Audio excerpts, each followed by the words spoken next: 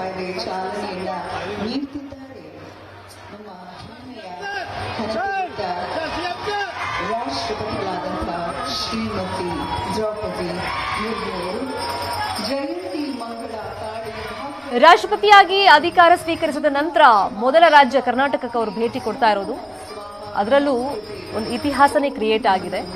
ಪ್ರಥಮ ಬಾರಿಗೆ ರಾಷ್ಟ್ರಪತಿಗಳು ಮೈಸೂರು ದಸರಾ ಉದ್ಘಾಟನೆ ಮಾಡ್ತಾ ಇರೋದು.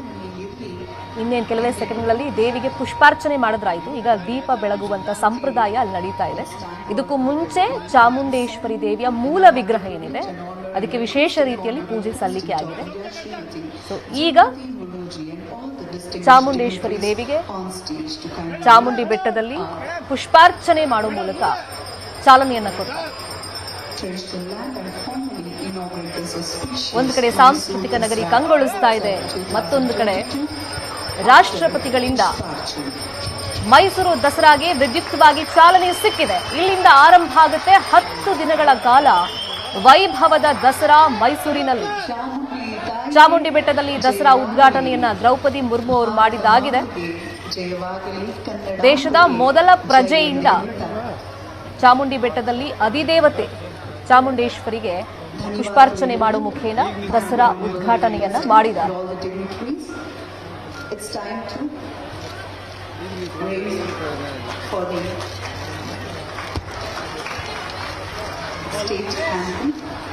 ವಿಶ್ವವಿಖ್ಯಾತ 413ನೇ ಮೈಸೂರು ದಸರಾಗೆ ರಾಷ್ಟ್ರಪತಿಗಳಿಂದ ಚಾಲನೆ